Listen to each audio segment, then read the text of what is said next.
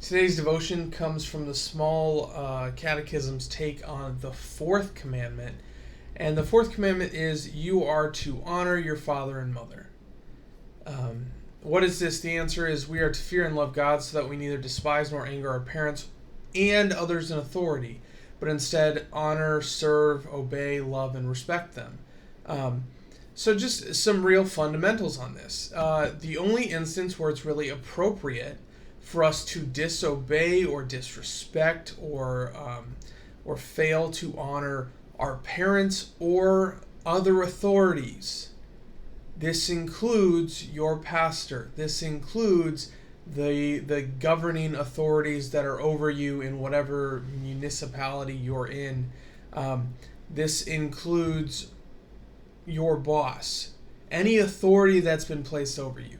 The only instance where it is acceptable to disobey, to go against, to disrespect, to dishonor them is if they are telling you, if they are commanding you to go against the commands and the word of God.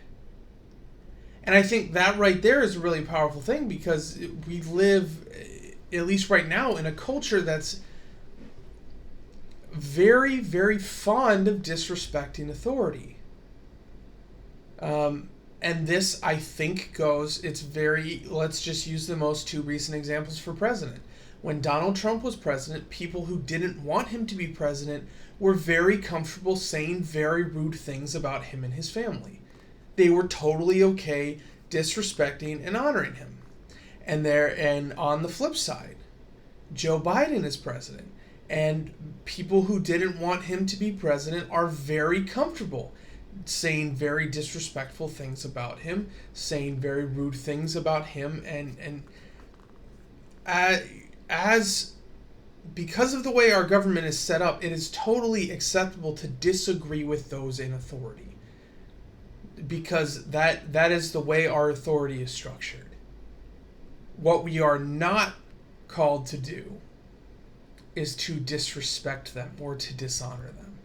So you may disagree with everything that Trump stood for. You may disagree with everything that Biden stands for.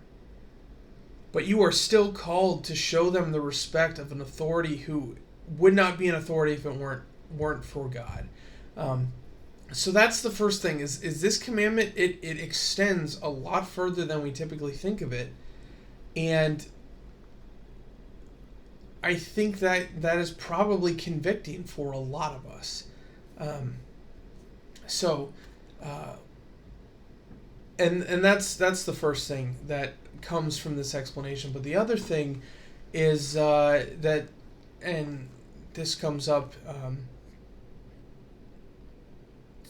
in the New Testament, and it is that this is the only command with a promise. In the Old Testament, when this command is explained, it's joined by a promise that you do this so that things might go well with you. So there's a promise that's associated with this one too. So we're called to show respect and honor and obedience and love to those in authority. First and foremost to our parents, and to all these that go on from that. And I think this, when we play it out as far as its meaning is intended, I think this commandment's a really tough one, because it's very culturally acceptable to violate it.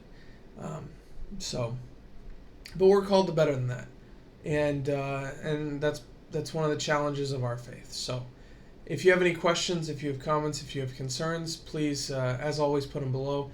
And regardless, brothers and sisters, go in peace, serve the Lord. Thanks be to God.